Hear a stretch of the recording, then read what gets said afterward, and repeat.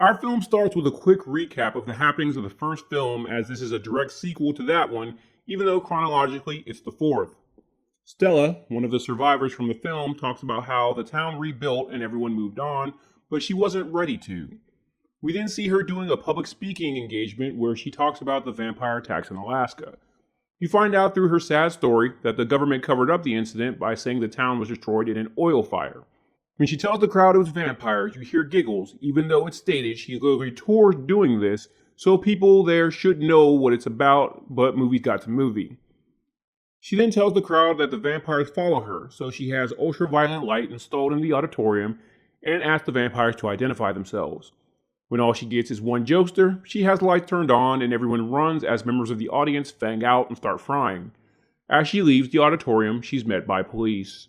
At the station, she is confronted by an FBI agent who calls what she did a hoax before turning off the interrogation room camera and pretty much hinting that he works for the vampires to make sure people believe what happened that night was a hoax. Kind of a dumb moment if you think about it, since clearly they had the power to cover up the Alaskan incident as well. When Stella gets back to her motel room, she's confronted by a group of vampire hunters who try to recruit her. All have a backstory where vampires attacked the town they lived in and killed their loved ones. When Stella initially turns them down, one of the hunters, Amber, goes outside for a smoke, frustrated at them for wasting their time on Stella. As she's out there, she sees a vampire coming after her. She heads back to the motel and tells everyone they follow Stella. The vamp breaks into the room, but they shoot it and then take off. In the car, they explain the FBI agent is a bug eater, which is seemingly a reference to Renfield and Dracula. They also tell her about a head vampire called Lillith, which is who they're hunting. They head to a library and meet a guy named Dane, who is a vampire, but a functional one who feeds on blood bags. They explain that he only turned thanks to getting a superficial injury from a vampire and not a full bite. We find out that's who has been writing Stella, motivating her to do her expose routine. I was going to make a remark about Amber being a bit of a bitch to Stella earlier, but seeing her lack of wanting to help kind of justifies it as she walks away from the group. Next, we see the FBI agent report to Lillith.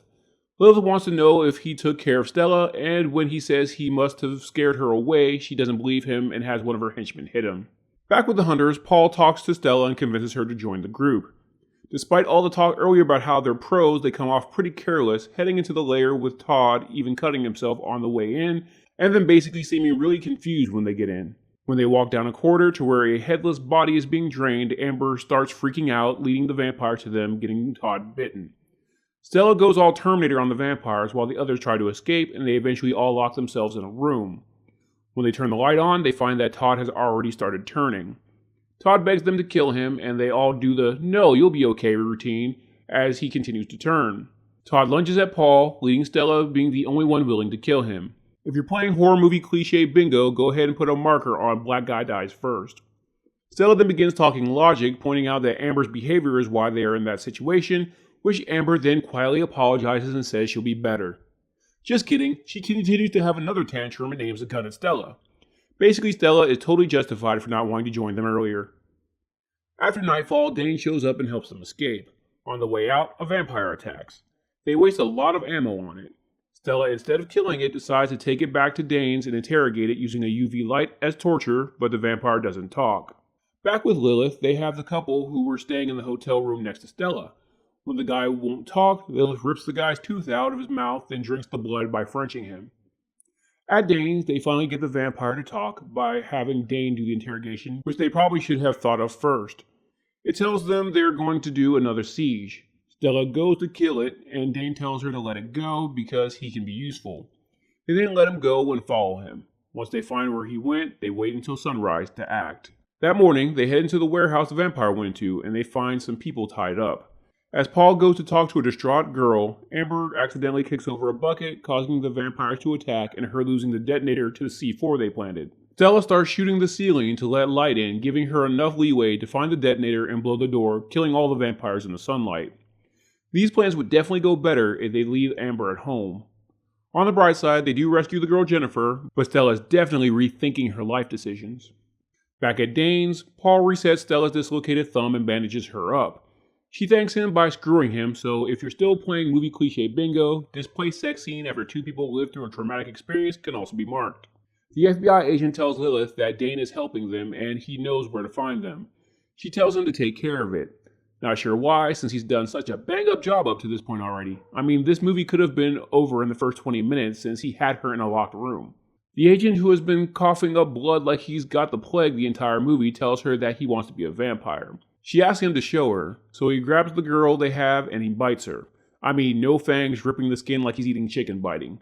I can't overstate how gruesome the Lillith scenes have been. Lillith rewards the agent by feeding him her blood.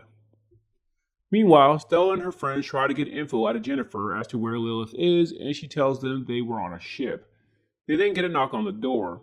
When Dane goes to see who it is, he gets shot in the eye, and we see it's the agent who is now a vampire. The hunters, along with Jennifer, get in their truck and leave. They arrive at a dock in Long Beach where Jennifer identifies the container ship.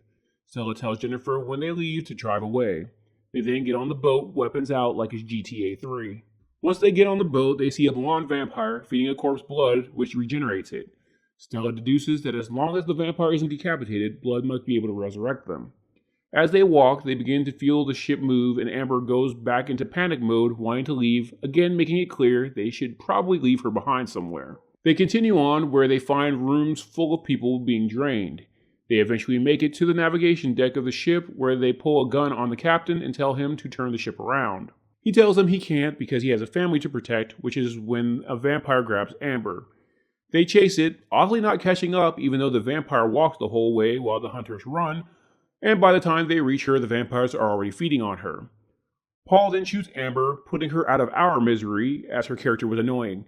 Thanks, Paul, for caring about the viewer.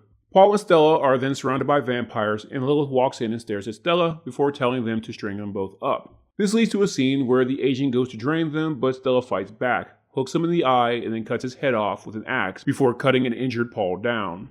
Paul and Stella then head to the engine room of the ship and start bashing everything with an axe, resulting in the ship losing power.